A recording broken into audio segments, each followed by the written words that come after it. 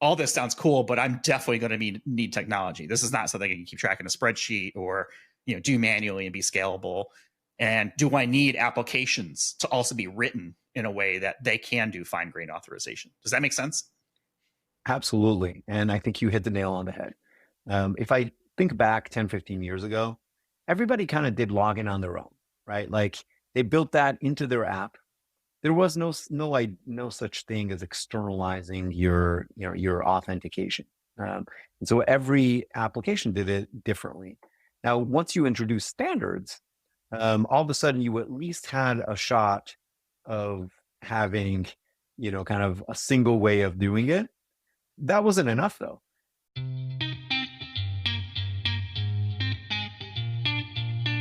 This is Identity at the Center.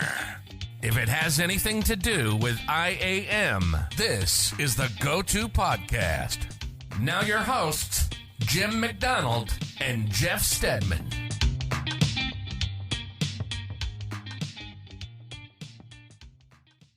Welcome to the Identity at the Center podcast. I'm Jeff, and that's Jim. Hey, Jim. Hey, Jeff. How are you? Not so bad. It was a little bit of delay there. Were you thinking, are you okay? No, I'm fine. Potentially my internet's going a little bit slow. I see the uploading in the background is a little bit laggier than normal, but hopefully everything's okay to have a conversation. Yeah, we're good. I've been having a fantastic day today, though. You and I do a very similar role, right? We are focused on digital identity. We do consulting, right? We are advisors. We are paid to give our advice, which I always think is like the coolest thing. When I give the explanation to people on what I do, I tell them I've been doing this for the last 12 years. And I've recently thought to myself, people probably think you haven't been promoted in 12 years. How good are you at this? But it's actually been that I've always kind of come back to this, right? I've had opportunities to be in higher roles, management or growing the business and things like that. And I've stepped into some of those things, but I've always kept one foot on the advisory side. One of the reasons is we just get so many opportunities to solve cool problems. And the one I was involved with today, someone got me involved in a conversation with a client. And this particular client had a ton of PCI cardholder information in their network. And they were wanting to understand, how do people normally go about, building their identity strategy when they've got, a normal non-PCI network and then a security zone with all their PCI data in it. And, normally what I've seen is every organization is just busting their hump to minimize the amount of cardholder data that they store. I tried to kind of explain that, but it was just a fantastic conversation that I wasn't really expecting this morning to get into. And, but that's also one of the really cool things about working at a consulting firm like RSM is that we have so many really smart people to tap into. For example, the person that I was, pulled me into this opportunity was a QSA. And I reached out to another person who I know is a QSA. So a QSA is a qualified security assessor in the area of PCI, right? It's like a certified person. And so I was able to tap in and was my answer right? He's like, absolutely. I mean, that's what everybody's trying to do these days is minimize the scope. And then within that, you adjust your strategy based on how small can you get that scope? Can you get it to the point that you don't have any cardholder data on your network? Mm-hmm. Yeah, I think that's the interesting thing about consulting is you can read as many books as you want, but a lot of it is based on experience and what you actually see in the real world because, books are great, but it never survives the real world when it comes to what people are doing and, legacy decisions that have been made and the reality of budgets and politics and all that good stuff. But do you feel, so you've been doing this 12 years, I've been doing this 9 years. Do you feel like the advice you're giving now is better than 12 years ago? Yeah, absolutely. And why is that? It's based on experience, right? I think there is a misconception that a lot of people hold, which is, no, our peers don't think this, but maybe other folks in our clients and prospective clients think, well, we should know everything. And look, my job prior to coming into consulting was at a bank. We've done consulting for credit card processing firms and lots of organizations that have PCI scope, right? But this particular situation was an even new one, and you can't know everything. But what you can do, I think we do a really good job of this, is like putting together a team of people who combined have all the right skills, have all the right knowledge, and we ping things back and forth off of each other. So that was, it made my day, because it's like, oh, this is really cool. This isn't something that I think about every day. I think about the identity side of things every day, but I don't think about the PCI side of things every day. Yeah, it's a thinking exercise. And yeah, it sounds pretty cool. I think we had another conversation this morning. You and I were both on a call, and it was about the ownership or the accountability. Where does IAM fall, and what parts of an IAM program and things like that? And we kind of jokes like, oh, that's good. We should probably bring this up on an episode. I feel like we talk about it every once in a while, but and there's a lot of answers. I don't think there's a right answer. There's probably a generally accepted practice, but even that may not survive the realities of an organization or the politics involved and things like that. I feel like that's an episode unto itself. And I think the name of that episode is Just Like Highlander, There's Only One A. I love it. That's what I say. It's like there can only be one. I've heard you say it so many times now, right? It's like I even say it and I don't know what that means.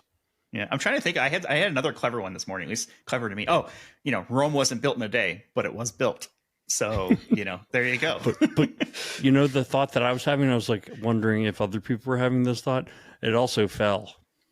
It also collapsed. It did, but they stretched beyond their means. Okay, wait, come on. It was good at the time, and I'm going to stick with that one, until someone starts shooting holes in it. So thanks, Jim. Let's talk about well, you're right. Let's not lag things out too much. Let's talk about the conferences that are coming up. Yeah, Identiverse is coming up May 28th to the 31st at the lovely Aria Resort and Casino in Las Vegas. You and I are going to be there. We've got discount code IDV24-IDAC25. You get 25% off.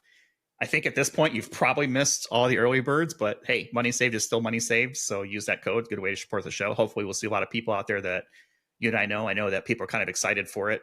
I think it's probably the best identity conference, or maybe it's close to being the best. I'm not sure yet. And, I think I'm looking forward to the hallway conversations and things like that. So I'm hosting a panel out there. Our friend Sean has asked me to do that. So we're going to talk about CAPE. That's worth $1,000 right there. Yeah, just to watch me be up there and be the dumb guy on the stage while I'm asking all these really smart people about continuous access evaluation profile and like, okay, so what does that mean? Can you explain it? Like I'm a fifth grader because I totally don't get it. By having conversations like that and all the hallway stuff, you and I are going to be podcasting sort of all over the place in different spot. I know we have a room that we're going to be podcasting mostly out of. It's Copperleaf something, but I don't have it in front of me. Copperleaf 7. Copperleaf 7. And we'll be recording, 2 to 3 per day in there? We're doing 2 on Tuesday morning. We're doing 1 on Wednesday, which will actually be in a different location. It's not official yet.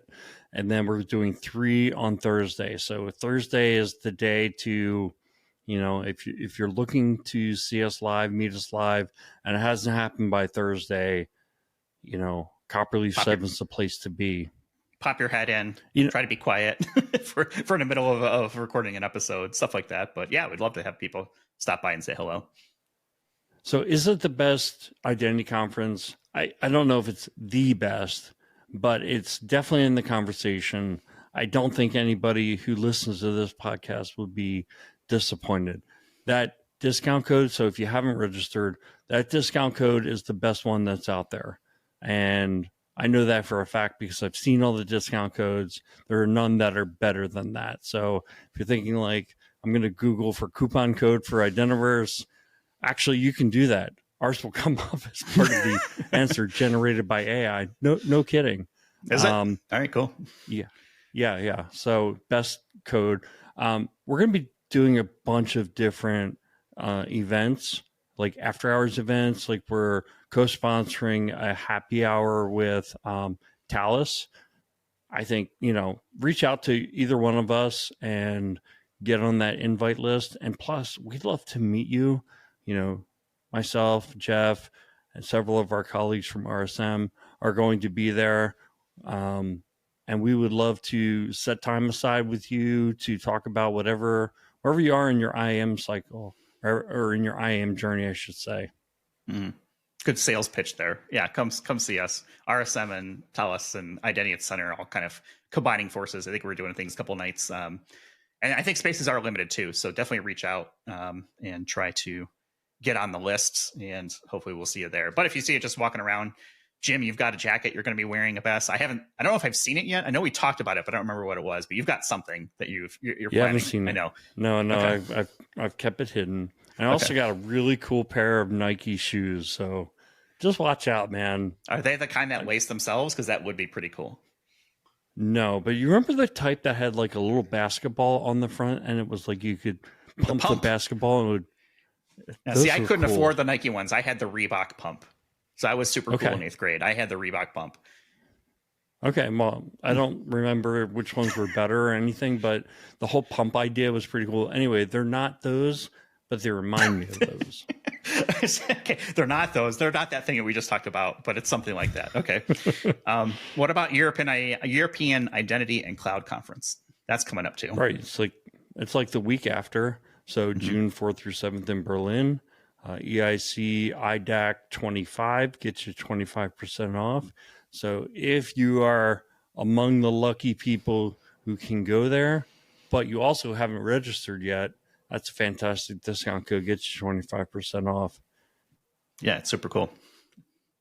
And we'll have links in our show notes for people to check that out. We got Identity Week after that. You want to talk about Identity Week after that? Let me do it. Let me run with it. All right. Identity Week. All right. We'll do it Identity live. Week Europe, Amsterdam, June 11th and 12th. Identity Week America, Washington, D.C., September 11th and 12th. Identity Week Asia, Singapore, October 22nd and 23rd. We got one discount code, works across all of those. IDAC 30 gets you 30% off. That's a pretty killer discount. And Jeff, you and I will be at Identity Week America. I think you're doing a panel. I'll be in the audience, like making funny faces and trying to distract you. And you probably will, or maybe I'll call you out on it. I don't know. I seem to be settling into this panel hosting groove with having done it now. It'll be 2 or 3 times. So we'll see. It's like anything else. We'll get better at it as we go. But yeah, IDAC 30, you get 30% off. We'll have links in our show notes for all this stuff, so you don't have to remember them. Just click on the link either on our website or in your podcast app, whatever it may be. All right, that's all the prep I think we need to do. We're going to talk about something called AuthZEN and meditate on what that means. Sorry, I couldn't help it with the Zen there. To help us with that conversation, we've got Omri Gazit. He's the co-founder and CEO at Aserto, and he's one of the co-chairs of the AuthZEN working group at the OpenID Foundation. Welcome to the show, Omri. Thank you so much. Glad to be here. And thank you so much for taking the time with us. We'd like to find a little bit about your identity background. Tell us, how did you get into identity and access management or digital identity? Is it something that you chose, or did it choose you? Oh, gosh. I have to go back to, I would say, the early 2000s. I was at Microsoft, and we were doing, I was leading the XML team at Microsoft. And one of the most exciting applications of XML was SOAP, this idea of sending messages across the internet between different components. And we started building out a set of protocols that were known back then as WS Star. And some people like to call them later on WS Death Star because they're a little bit heavyweight. But among those were W Security and W Federation. And that really got me into, this idea of how do we actually get kind of all the protocols that we know about, kind of in the old world, LDAP and all these kind of like old internet protocols, and kind of move them to the age of like the, kind of like the, interoperability across internet things, where you don't have a single trust domain. You have all these organizations that don't trust each other. They don't have a common Kerberos. And so all these protocols were developed at that time. SAML was developed around that time. my team was very heavily involved with that. So I would say that was how I got my start in the identity and access world. And that kind of led to, as we were starting the Azure platform, we realized that we needed to go take what was our core asset, Active Directory, and move it to the cloud. And so, we had a Azure Access Control service that became Azure Active Directory. So yeah, like my roots are, kind of date back to the early to mid 2000s. And now you're with a company called Aserto. Tell us a little bit about Aserto. What's the 30-second elevator pitch on what you guys do? So we like to say that identity moved to the age of SaaS and cloud, but authorization never did. And that's really what we're trying to solve with Aserto. We want to create the definitive platform for authorization in the age of SaaS and in the age of cloud. So just like you have today, things like Okta and AuthZEN and a bunch of different platforms, developer platforms that make it so that you don't have to go build identity if you don't want to. You don't have to solve the login problem over and over again. There are services out there that just help you do that in a standards compliant way. That doesn't exist today with authorization. And so that was the challenge that we felt like was the biggest challenge for both developers and organizations. If you think about it, SSO solved a lot of problems for organizations. Before you had all these SaaS apps, each one had its own user ID and password or email, and like managing all that stuff was a mess. And today, you basically have a single SSO platform, and all your apps better hook up to that. Otherwise you won't even buy them, right? And so authorization is just this complete mess today, where every application has its own admin screen, and you have to kind of manage the permissions or the entitlements for each user separately. You have to do that for end users and M applications. And so that's the problem that we're trying to solve with Aserto. All right, that was a long elevator ride, but I think it was worth it. I was snooping your LinkedIn profile, and I noticed that for a time you served as head of product for the Xbox platform. I was like, "Ooh, the gamer in me who just went, woo, cool." And one of the keywords you mentioned in there was the Connect platform, and I always thought Connect was just a killer app and a killer functionality that the Xbox had, but it never really seemed to take off, I think, as what probably people were hoping. But now we're seeing a lot of motion-based controls, right? Apple Vision Pro has it. Phones have it. It's kind of in a spot right now where people are starting to kind of get it. I guess take me behind the scenes a little bit. How did Connect come around? And is it just a matter of the world wasn't quite ready for it? Was it the hardware wasn't quite powerful, the software? Maybe it was a combination of kind of everything, and it just wasn't quite the right time for it. Yeah, that takes me to the only time in my career where my kids could actually say, "I know what you do, Dad." This identity stuff, they don't get it. They're like, "Are you like responsible for all of those like two-factor, like all these codes? Like, oh my God, that's so hard. That's so terrible." But the Xbox was kind of fun. Yeah, the vision was you are the controller, and there was just a ton of really advanced engineering that went into it. A lot of machine learning actually went into it. So this idea of creating this mic array, that had 4 different mics that could map out the room and, like beamform effectively, like all of the, what your, where your voice was coming from, and be able to attenuate, like, so, obviously voice attenuates with a square of distance. Just like any wave. And so having a model that could actually understand you from 9 feet away was completely unheard of at the time, right? Mm-hmm. Like the best models were like phone models where you're talking, kind of like a few inches away. So that was a huge problem. The acoustic models, then the language models, that was another problem. And then of course the motion sensing was a huge step forward too. So what we had an RGB camera and a depth camera. And in the beginning, we were trying to get people like developers, game developers are unbelievable engineers, right? Like the best engineers that exist on this planet. Mm-hmm. And they were like, okay, well, you're giving me like lots of data, but I don't really know what to do with it. So we actually had to build another library, a skeletal tracking library that could map out 18 joints in your body and give you kind of a vector for what those drones were doing. And it was only like at that point that people could actually start building experiences and games for this thing. Now, why didn't it succeed? It actually succeeded. Like at the time, we sold 7 million units in the first couple of months. And it was unbelievable. It was just like the fastest consumer electronic, thing that, kind of was sold at the time. But definitely the paradigm of you are the controller didn't quite, like I would say, take off in the way that we wanted it to. I think some of that was just that, AAA hardcore gaming is still done with a controller. Like you're talking about the people really good at it.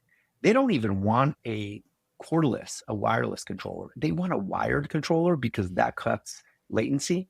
They want to actually put their Xbox or whatever they're playing on an Ethernet cord, because even the ping times, like really matter when it comes to like playing first person shooters. So that audience was never really going to embrace the Kinect. And I do think that the technology has gotten a lot better since then. So we're starting to see all of that reemerge. And a lot of these things, they tend to take their time, right? So you see the first examples of some innovative new technology really 10 years, maybe even 15 years before it actually gets completely adopted. So yeah, you're taking me back to, old days and a lot of fun engineering. Well, I felt like I just had to ask that question while I had you here. I was like, all right, this is such a cool concept back then. And yeah, I get it. And I thought, I was like, oh, this is really revolutionary for the time. And I was like, okay, I can't wait to see more of this. And, it's like anything else, right? It starts one place and then it matures and evolves and so forth. But we're not the Xbox Connect podcast. We're the identity podcast. So I want to ask you about AuthZEN. What is AuthZEN and what does that name even mean? Yeah. So we basically, let me pick up the theme around standards in the authorization space. So it's not like we haven't had standards. If you go back to the early 2000s, we had XACML, and we had other things in the space. But we've noticed that there's a lot of innovation that's happening with authorization over the last 5 years. You have projects like Open Policy Agent, and you have papers like Google Zanzibar paper. But, and there's like probably a dozen different implementations now that are all trying to solve the problem of how do you know whether a user, Jeff, has this permission on this object? And, there's a lot of different ways of asking the question, and none of them are interoperable. And so one of the things that we noticed was, yeah, this kind of reminds us of the identity space. If we remember the time where you had Google and Facebook and Microsoft had its passport, and you had all these different people that were trying to help you log in. And it wasn't until they all kind of moved to a common protocol that developers could say, well, I'm going to write it once and it's going to work with all these different, internet identity providers. That was kind of like this trigger point that really helped that industry start coalescing, the standards-based identity industry. And so we feel like the same thing can be true for authorization. There are a few of us that have been talking about this for a while. Our conversation started actually gained steam after Identiverse of 2023. And we said, hey, let's go get together and define a charter and figure out where we want to do this work. So we took it to the OpenID Foundation, the same foundation that did OpenID Connect. And I like to say, OpenID Connect was where single sign-on on the web really kind of like hit a hockey stick, right? So if you talk to Mike Jones, who has been around, was one of the original contributors to OpenID Connect and worked at Microsoft for many years, he'll say that 97 or 98% of the logins that Microsoft does are based on OpenID Connect. So incredible penetration within the industry. And we want to have our OpenID Connect moment for authorization. And so that's why it made total sense to bring that to the OpenID Foundation, the same organization that, kind of codified OpenID Connect. And so we started a working group there. I was one of the co-founders and now one of the co-chairs. And we've made some really good progress on it. The Zen, is a little bit apocryphal. So we thought, AuthZEN, we need something kind of like that is, kind of rings off the tongue. Somebody proposed Zen, and I don't even remember what the E and the N stand for, but AuthZEN kind of stuck. So we don't even remember what it stood for, but that's what we're called now. Cool story. I'm going to ask you the hardest question of the day. Let's see how you do. What is authorization? So authorization is the process of determining that you have permissions to perform a certain action on a certain resource. So in the old days, people use the term permissions to describe the same thing. People use the term entitlements. But if identity or login or authentication is the process of proving that you are who you say you are, then authorization is the process of figuring out what you can do within the context of this application based on the permissions or the roles that you got granted. That's a good answer. One of the things I always find really hard to explain, or even hard to answer, okay, is this authorization? So we talk about an account that has these groups, roles, entitlements, whatever you want to call them. Is that authorization, or is it authorization only when I go to try to use those things? That's a fantastic question. And really there are really two processes here. There's something that you do like to set things up, right? So like you're basically going to assign a user to a role, or put them in a group or give them a permission. And that's something that you do as an admin. Or one of the other scenarios is you have a Google Doc and you add Jeff as a viewer of that doc. That's the process of kind of setting up the permissions, like granting or delegating a permission to someone. Now, the process of authorization is actually checking. So when Jeff goes to open that document, authorization is really the service or the process that determines that Jeff actually has read access to this document and therefore can open it. Yeah, I've always felt like authorization is inextricably tied to authentication. Would you agree with that? I think it's downstream from authentication. The two things are often very confused, and it doesn't really help that some of the authentication specs like OAuth 2 and OpenID Connect, especially OAuth 2, they talk about things as authorization, delegated authorization. The idea of if I'm logging in, if I'm basically, I want to delegate access to some application to something that Google manages for me, like a Google Doc, the user basically has to grant their permission. So that process is in some way a delegated authorization process. But OpenID Connect is just a login process. And so, these things are muddled together. And that's a very confusing thing. But using an authentication system for authorization is considered an anti-pattern, because at authentication time, I don't know what you can do within the system. Like imagine, for example, Google, wanted to implement authorization by, at login time. They would say, okay, well, Jim just logged in to Google Docs. Let's see, which documents does Jim have access to? Could be 10, could be hundreds, could be thousands. And somehow I'm going to go figure all that stuff out at login time, which shouldn't take too long, and then put a claim in an access token that corresponds to the fact that Jim actually has access to this document. Well, even if you did that, even if it took a reasonable amount of time, not like a huge amount of time, as soon as you minted that access token and you tried to use it and you tried to figure out whether Jim actually has access to this document before allowing him access, Jim may have gained access 2 seconds ago, whereas the access token may have been minted 2 hours ago. So all of that information is by definition stale. And so this idea of authentication really needs to be focused on, is Jim who they say they are, right? Can Jim prove it? Jim has a password. Jim has, a biometric. Jim has a passkey. Jim has some way of proving that Jim is Jim. But the process of authorization really needs to be downstream for that. Now that we know that Jim is who he says he is, let's go figure out whether Jim has access to this document at this time. And that's a very distinct process, the process of authorization. I really appreciate you going through that. And I think for folks who that was going too fast. Like, back it up, listen to that again. It really breaks down the difference between authentication and authorization. If you start running into some of these terms that you're maybe not familiar with, like claims, I was going to throw another one out there, grants. You hear these terms used all the time, and go ahead and look those up. Just start to educate yourself, and eventually next time you hear it or the time after that, it'll start to make sense. Again, great background, Omri. And what I wanted to ask you next was kind of like authorization. It's been around in identity for as long as I've been in identity, which is over 20 years.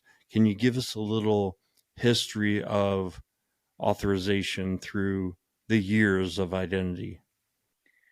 Yeah, I mean, we could go back many decades to mandatory access control and discretionary access control, which are kind of like the OGs in the space. The idea that mandatory would be like, I'm assigning you to a particular role as an admin, and you can only do the things that this role grants you. Discretionary is really, I can actually delegate access to some resource that I own to somebody else, right? So those two concepts are, I think, kind of core concepts within the idea of access control. So if you think about the old Unix world, had, everything was a file, right? And files had user and group and other. And then each one of those had read, write, and execute bits. So you had a total of 9 bits that determined access control on a file. So for example, as a user, as an owner of the file, I could have a read, a write, or an execute bit on that file. And then I would have that on groups and for others as well. And so that was the level of granularity that you had for access control.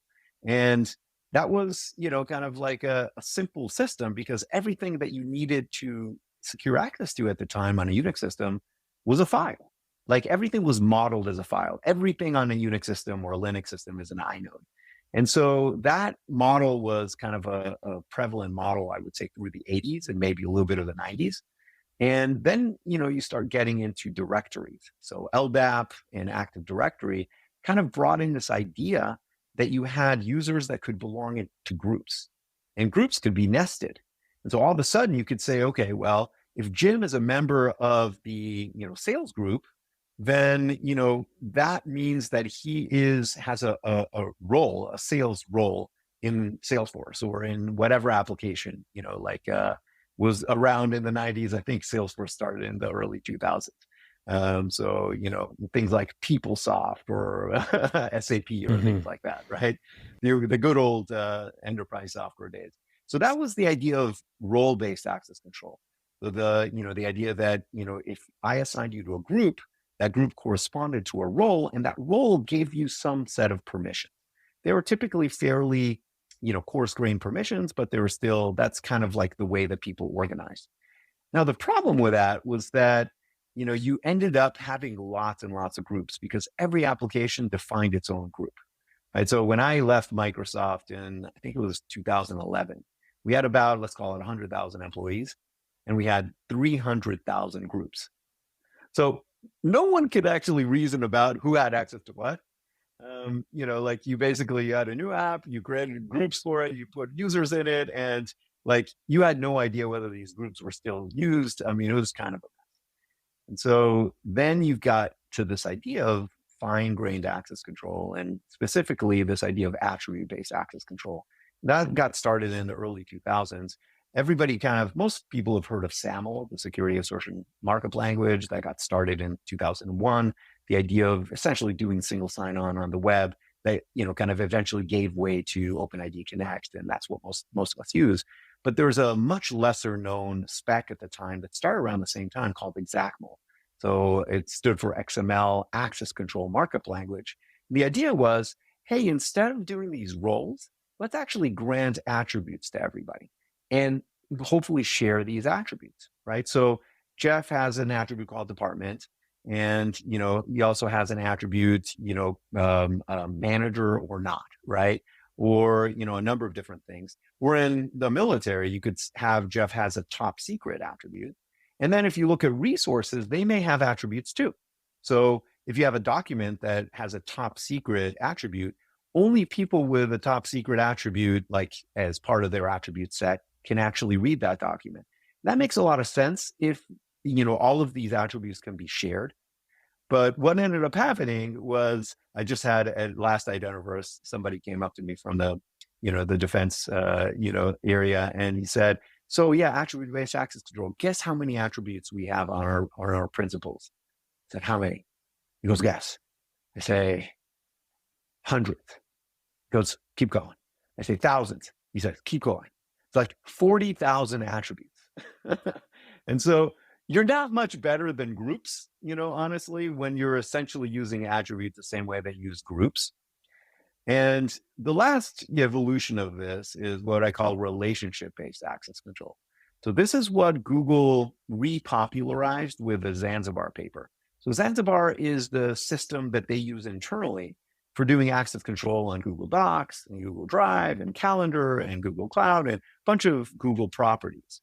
And the idea is this kind of like remix between access control lists and roles. So if you've ever used Google Drive or Google Docs, you know what I'm talking about. So if Jim is a member of the engineering group and the engineering group is an owner of the engineering folder, and the roadmap document is is parented by the engineering folder, then Jim has a path from Jim through the group, through the folder, all the way to the document that carries that read permission. So Jim can open the file because Jim is, we've walked the graph of relationships. And so you can create these simple roles like owner or viewer or commenter or, editor on these documents or folders, right? And you can assign them to people, and that helps you kind of, create a much more succinct way of expressing who has access to what. So that would be relationship-based access control. And most of the companies, the modern companies in the authorization space are now, they have some form of either attribute-based or relationship-based access control. And our company, Aserto, through our open source project Topaz, actually combines them both. So that's, the kind of the evolution in 5 minutes of the access control models. Yeah, and you brought up a lot of points there. You talked about XACML, which, that's really was my big exposure early on in my identity career and looking at that. I think a lot of those roles that are defined within that standard still make sense today in terms of like policy decision point, policy enforcement point. Enforcement point, yep. Enforcement point. Thank you. Hey, every once in a while, I read that book too. A little lapse. But what's really gotten me excited recently was policy-based access control. And I'm going to throw this out there because there may be a misunderstanding on my part, but I've always thought identity systems would build an authorization model based on data that it had within its purview. And when you start going into a policy-based access control framework, now all the data within your enterprise becomes available to build policies around. So here's the scenario. You don't have within your identity systems information about account balances, right? That's back in some business system. But you may want to create a role or a grouping or allow people to access something based on the fact that they have, policy balances in excess of, say, $50,000. It's a black and white question, but that data is outside of your realm, and you don't want to keep a synchronized copy of that data locally, right? You just want to basically have some kind of API call, a policy around it, and it's either a yes, no question. I think that's kind of revolutionary. And to me, that was like, okay, that's one of the things that's making authorization so hot. What do you think? Yeah, I think so if you look at identity, and specifically authentication, you could define it with a small set of protocols because it's mostly, kind of a fairly constrained problem. But authorization, as you said, is really a combination of data that you have about people and group membership and things like that. That's like common to all these applications, and then application specific data. And you kind of want to bring these things together. So in your example, things like balances. My favorite example for that is you have a approval limit. So managers tend to have approval limits, or if you're in the financial services or insurance industry, you may have as a claims adjuster an approval limit, and you have some kind of claim that comes in. And if the claim is under the approval limit, then you can approve it. Otherwise, you can't. And that's a perfect example of a policy-based authorization decision. Now, oftentimes, these systems are implemented using ABAC models, attribute-based access control models. So the attribute of the resource, in this case, the claim, would be, well, it's 20,000. And the attribute of the user, in this case, Jim, the claims adjuster, is approval limit is 50,000. And so you can write a policy that has simple logic in it. It says, essentially, if the claim is under the approver's limit, then allow, otherwise deny. And so that's why I would say that policy-based systems have grown, out of the attribute-based access control world. And the most exciting thing actually is you can combine these models. So you could basically say, hey, I want to grant Jim access to this document if Jim has a view relationship to this document, but also if it's during business hours, but also if Jim is not, on the disabled user list. And so those scenarios are scenarios where you're combining this idea of relationships and the idea of attributes, whether they are environmental attributes or attributes about the user or attributes about the Why do you think that other areas of identity have matured quicker than the authorization space? So I think about things like the authentication space, access management, identity governance administration, and access reviews and onboarding and automation and privileged access management. I mean, it seems like those areas have either matured or maybe evolved faster than the authorization space. Is this just because this is the way the train is built? You kind of have to start at the front door, get people in through authentication, and then start to think about, okay, well, how does that all work? And then we get to authorization. I guess what's working now that didn't work before that makes now the time to solve the authorization issue? Yeah, I think that we've now gotten to the point where people are ready for this idea of the principle of least privilege or zero standing privileges. These are all, I don't love to use the terms because they sound too buzzwordy, but the basic idea here is that most people in organizations are over provisioned. Most people are a member of a role that gives them more access than they need to. They have a bunch of different roles. This whole idea of recertification, like every year an organization goes through every personnel and figures out whether the roles that they have are still the roles that they should have. And it's like a manual, error-prone, soul-crushing experience for everybody involved, right? It's all because we just grant like a whole bunch of permissions to people because that's all we can do.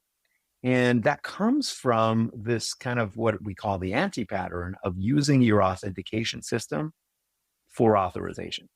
So for example, if the only tool I have in my tool chest is, well, Jeff's a salesperson, so he gets to access Salesforce. That's it. That's all I have. I can do that with an IGA system, but that's probably not everything I need.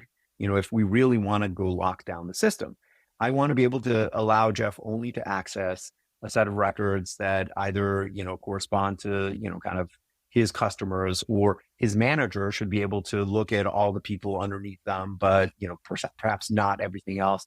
The VP of sales should be able to look at, all the forecasts. Everybody should have access according to the needs of their role. And today we're just not there. And that's what, authorization systems or fine-grained authorization systems, that's the promise they hold. And I really do feel like both from a capability and a technology perspective, we're finally at the point where the technology can, kind of really deliver on the requirement. And then you ask where the requirement comes from. I think we've all seen like the horror stories of breaches, like some identity got breached, it was over provisioned, the user, kind of the actor was able to penetrate the system, do a lot more than they would have if the user had a much smaller set of privileges. And so that's why I think organizations are starting to get really interested in, okay, so how do we really solve this problem of like over provisioned access? Omri, so identity is about ensuring that the right people have the right access, or having one place to go to know who has access to what. And I kind of feel like when that access is very dynamic, maybe that paper trail isn't there. That's a concern for me. I think we can be more secure by making it more dynamic. I worry that there's a disconnect in terms of the audit trail of who had access at this specific moment in time. Yeah, I think that's an excellent observation. And in fact, most of the authorization products I know make it a point to gather fine-grained decision logs. So every time a PDP, a policy decision point in the parlance, makes a decision as to whether Jim, has access or not, it will log that. It will basically say, it was Jim. This is the policy we used. This is the version of the policy we used. This is the data that we used to make that decision, so that you can actually have full audit trails for compliance and for forensics. So if Jim's, identity was compromised in some way, and somebody came in and tried to do some things, we don't just know that, like the bad actor logged in. We also know exactly what they did and what they were granted access to and what they were denied access to after the fact. And you could, project that forward even more and say, okay, well, in the age of AI, we could actually go do some, kind of anomaly detection and go, well, it looks like we can derive some risk signal because Jim, the engineer, just logged into the sales system. That doesn't sound right. So let's actually go, kind of add that signal to the decision process in the policy decision point. Say, hey, we're going to flip a bit, like suspicious, and start failing some of these authorizations in real time. So I think having a real-time system that has a data exhaust that you can actually use both reactively and proactively really does help you with this problem. It strikes me that the more back you get into this, meaning, I think everybody's familiar with RBAC and roles and sort of that's where we've been. But now we're looking at things like attribute-based access control, policy-based access control, relationship-based access control, that those backs require technology to keep that footprint in place, to keep that audit trail in place, to keep, the receipts and to make this manageable for people, which leads me to my second thought here is that what is the responsibility or the maturation of applications, and do they need to be constructed in a way that they do support this level of granularity with permissions? Because the old days, right? Like we're all old here. It's like 20 years ago, 10 years ago, right? Apps were built on, yes, no, or a single group. But now you see some advanced applications, notably like ERP applications, for example, have these giant matrices of, yes, this role can do these specific transactions or functions, whatever it may be.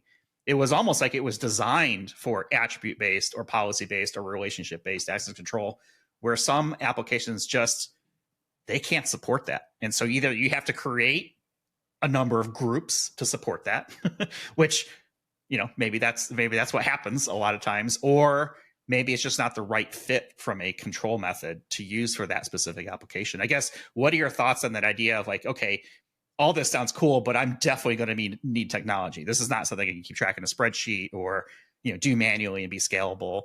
And do I need applications to also be written in a way that they can do fine-grained authorization? Does that make sense? Absolutely. And I think you hit the nail on the head. If I think back 10, 15 years ago, everybody kind of did login on their own, right? Like they built that into their app. There was no such thing as externalizing your authentication. And so every application did it differently. Now, once you introduce standards, all of a sudden you at least had a shot of having, kind of a single way of doing it. That wasn't enough though. It wasn't until developers incorporated that into their applications that you really ended up with, like, imagine a world in which you had Okta, but you didn't have any applications that talked to the protocols that Okta talks to. What good would your single sign-on system be? Not so very good, right? So there's got to be a tipping point where enough applications are compliant, so to speak, or integrate with your bus, with your authorization control plane, for that authorization control plane to make sense. And that brings us all the way back to the world of standards. How do you actually get to the tipping point? Well, you have to convince developers that using an externalized authorization system is actually less work than building all of that spaghetti logic, the if statements, the switch statements, the stuff that's completely unmaintainable, the stuff that really kind of hurts your soul when you have to like change it. Instead, like if you delegate it to an external system and you have those authorization rules really written as a set of rules, as a policy, all of a sudden you get out of this game of having to like maintain all this logic. And from what we've read, like 10 to 20% of application logic is like this crazy authorization logic. So developers don't want to do it, right? Like, have you ever heard a developer say, hey, I want to build rules and RBAC into an application? Said no developer ever, right? They just don't have the tools to be able to do it. And so there is a chicken and egg thing here. And if we give them better tools that like work with a bunch of different vendor systems, then we now have a shot of having developers join the party. And once developers join the party, then that gives you the ability to say, okay, I have a single authorization control plane that I can use to control the entitlements or, kind of the permissions of multiple applications. That's the vision that we're trying to, kind of drive towards. And it sounds like, kind of pie in the sky, far off vision. But I'll remind you that 10 years ago, 15 years ago, we didn't have things like OpenID Connect, and every app did log in its own way. And so we were back in that like crazy world where like admins had to like manage, n different, like credentials for all their users because none of these systems talk to each other. So yeah, that's exactly where we're trying to go. And your observation is exactly on point, that developers have to get on board. And the only way they get on board is if you make it easier than if they just did the previous path of least resistance. Yeah, easier, and they see the benefit of doing it, right? Exactly. And if you ask me why it hasn't happened yet, it's exactly because it's been too hard. I mean, you go back and look at exactly. I mean, it's a bunch of XML, like my team worked on it, so I can say this, but it's a language that only a mother could love. I mean, it's no developer wants to actually write the angle brackets. So I think that's where we have better tools now. Right. So Omri, we really appreciate the time that you've given to us and our listeners today. A large portion of our listeners are the IAM practitioners of the world. In other words, they're making this stuff actually work in the real world. And what I'd like to ask you to do is kind of like put yourself in their shoes and kind of talk about a right-sized approach to authorization. So imagine you just got the job of your dreams for the company that you love, and you're supposed to go in there and get authorization humming. And the first thing you come in is to realize that there is like authorization today is just a bunch of Active Directory groups. They're a total mess. Maybe there's an IGA, but it's not doing any kind of RBAC. There's no any kind of advanced authorization tool. What's kind of that maturity cycle look like? Yeah, so I'm a big believer in, kind of building things incrementally. So the first thing is you gotta understand where you're at and start there. And most organizations, if they have anything at all, is going to be some group-based RBAC thing. They have an Active Directory or an Azure AD or something, an LDAP or some, way of managing users and groups. And that's a good start. That's a place where you can at least, start from. And if you then have a couple of lighthouse applications, start small. Start with like an app that that you can actually control and say, you know what, we're going to go build an authorization system for my organization now. And we're going to start hooking up some apps to it. And, if you could basically have a very simple onboarding for your developers and you say, okay, well, you're basically going to talk to this authorization system to get whether this user is a member of this group. Now you have this clearinghouse, this, kind of authorization service that becomes the nexus for making these decisions. And for every application, you can basically create its own model. So, some applications most applications are going to have users and groups, but some applications are going to have, like if it's an applicant tracking application, it'll have candidates and it'll have job descriptions. If it's an ERP system, it'll have whatever products, you have, or, you basically will create a model for each one of these things. And you'll be able to assign those users and groups to, kind of be owners or viewers or editors of those particular assets, within the system. So I think that the work here is not to like try to do this big bang thing and take 5 years. It's to just basically start with this idea that we're going to centralize our authorization models and like go work with, some number of applications that you have control over or at least influence over, and see if you can get some quick wins. And a lot of customers that we work with have done exactly that. They'll have a lighthouse app, they'll prove out the concept, they'll then say, okay, now we're going to build more apps around this central authorization system. And that's how they'll kind of build success. What's a lighthouse app? Lighthouse is, maybe it's a Microsoftism, but we used to say like, this is kind of like the exemplar, or kind of like everybody knows this app. Back in Microsoft, we used to have this app called HeadTracks. HeadTracks was like the way that the corporate directory viewer, right? So everybody knew what HeadTracks was.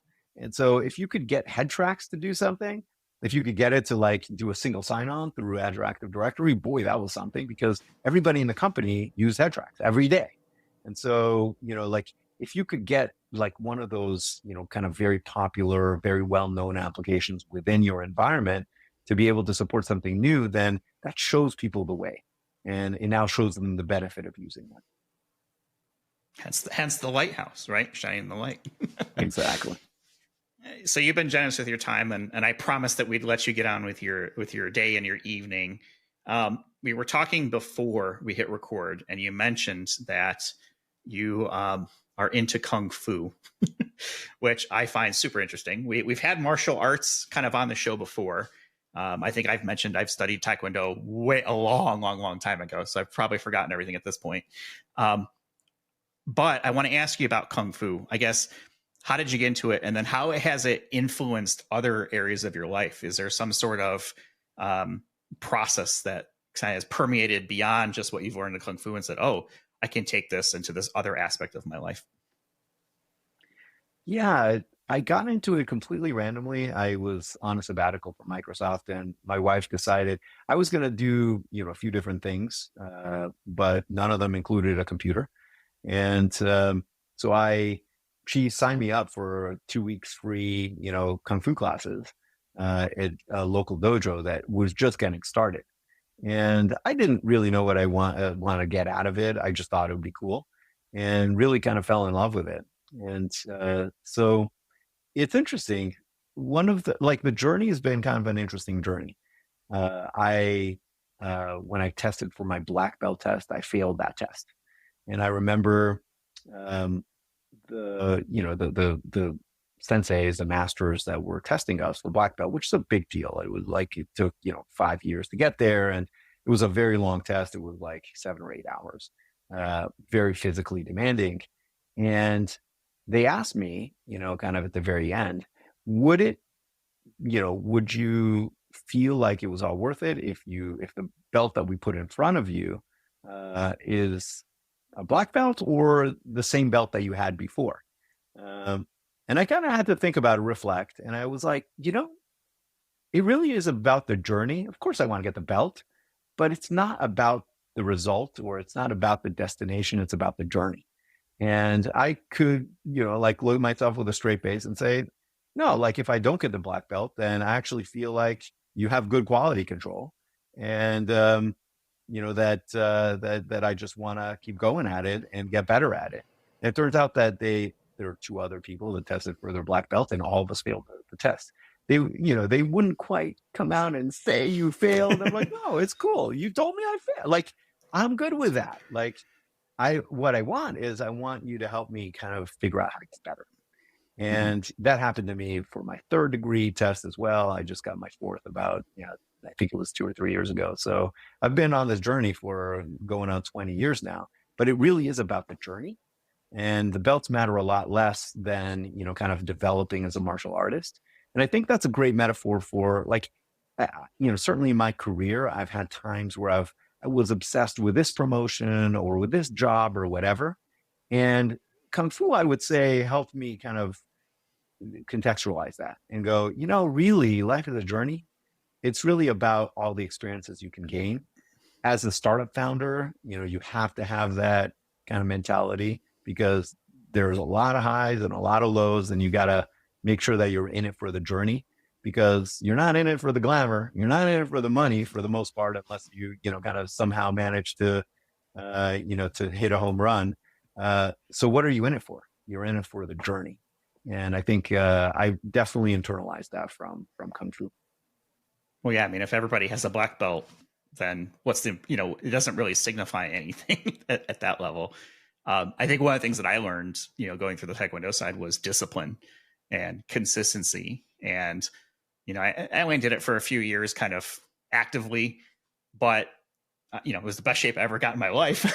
That's for sure.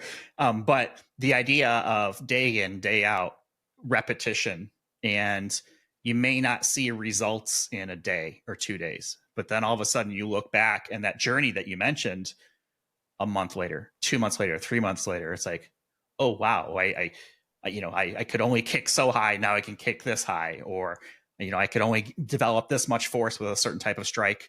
And now I'm developing so much force, or I'm not just hurting myself. We used to have a saying, I don't know if this is true from your studies as well, but the most dangerous belt in the world is the white belt, because you don't know what you're doing. I don't know if there was something similar on the Kung Fu side, but we talked about that in Taekwondo a lot. Was there something similar on the Kung Fu side? My favorite phrase is, a black belt is a white belt who never quit. That's a good one. That's a good one. Yeah. Jim, yeah. What martial arts have you worked on, Jim? No martial arts, but when Omri was telling his story, it kind of reminded me of when I was in my MBA program. And I remember taking the first couple of classes and thinking, if I could just give them the $60,000 and they would give me the degree, I would take that deal. Then by the time I got to the end, and it took me 6 years to finish it, I said, the only thing that matters is what I learned. You can take the degree off the wall and throw it in the trash, really, because nobody cares that I have an MBA, right? I mean, it's nice and all. It looks good on my wall, but it's what I learned during that process that made it what it's worth. And there's different ways to learn. That got me thinking of, what's that? I said there's different ways to learn too, right? For you, your path was an MBA. And for some people, that's not the path. Like, they learn other ways. And I think you just threw something really important there. It's like, the paper on the wall is nice, but it shouldn't be like, oh, this is how you certify that you know it, right? Omri, you talked about like the black belt. It's like, you knew it. Maybe there were things that weren't quite up to black belt level at the time, but it's not like you forgot it when you didn't get it, right? You still knew it. And I would imagine the same thing for you, Jim. It's like, you still knew it. Yeah. So what was worth was how it changed me. And then my other thought was, what I like to do for fitness is work out. And there's really no like trophies or recognition for working out. And as I've changed, and I've changed a lot in 10 years, right? I see that in myself. The working out really hasn't changed, but what I get out of it has changed over time. And what I get out of it nowadays, it's going to sound so simple. I just like doing it. I just like working out. You like to feel the burn? So it's my enjoyment. I do it for enjoyment, and I'll never get a trophy or I'll never get any recognition by somebody else. And nobody 30 years from now is going to be like, oh man, you used to work out so great. I just do it because I enjoy it. And that's not, when I first started, I was like, oh, I feel overweight and I want to look a certain way. And then it evolved to, well, now I'm actually starting to look better. Now I want to feel better, right? There's some aches and pains in my body and we want to work on that. But now it's gotten to the point where I just do it for fun. And I think a lot of people will be maybe not surprised, but this is something that's always impressed me about you, Jim. I'm going to give you a compliment, is your consistency to it. Like, we've been on the road traveling, we work all the time together, and it's like, okay, day's over, Jim goes and does his workout, whether we're traveling on the road or whatever. And then we meet up for dinner kind of after that. But you put in the time, you put in the work, even when it's maybe not convenient, which is really admirable. Thank you. And I think that's important. If you really want to get good at something, it's consistency. Like I know you were doing a lot with the guitar, and I think if you just stay with it for whatever amount of years it takes, you're going to like knock yourself out with how far you get with it. See, that's my problem, is I'm not consistent with it. And, the one thing I have been consistent with is learning how to like edit. So, doing audio editing and, starting to do more video editing now. I've gotten better at it. Sure. Right. It's like, you put the hours and the time into it. Of course, you're going to learn a few things. And if our listeners or our viewers can do one thing to recognize the awesome job that Jeff's doing, is like, subscribe, do all those things. Yeah. Do all that fun stuff. All right. Now we're starting to like get beyond where we want to be. We're over an hour. Let's go ahead and wrap it up for this week. Omri, thank you so much for being part of the conversation. I'll have links in our show notes to connect with you on LinkedIn. We'll have a link to Aserto, aserto.com. So you can check out more about that. I'll have links to the OpenID working group that we just talked about, AuthZEN, as well as the Google Zanzibar paper, so people could check out what that was about. And of course, links to all of our discount codes and all that good stuff. And for Jim and I, so you can reach out if there's questions, comments, concerns, complaints. If they're complaints, send them to Jim. No, I'm just kidding. Send them to either of us. We'll be happy to take the feedback. And yeah, like, subscribe, do all that fun stuff on whatever podcast platform you're listening to. If you're watching this or listening to this on YouTube, do it there. We're on the web, idacpodcast.com, Twitter, X, whatever it's called, IDAC Podcast, Mastodon, IDAC Podcast at infosec.exchange. What else? We got our LinkedIn channel. We have our YouTube channel. Connect with us any number of ways. But yeah, feel free to like and subscribe so you don't miss anything. All right. Enough self-promotion. We're going to wrap it there. Thanks, everybody, for listening, and we'll talk with you all in the next one. You've been listening to Identity at the Center. We hope you've enjoyed the show. Make sure to like, rate, and review. And we'll be back soon. But in the meantime, hit the website at identityatthecenter.com. See you next time on Identity at the Center.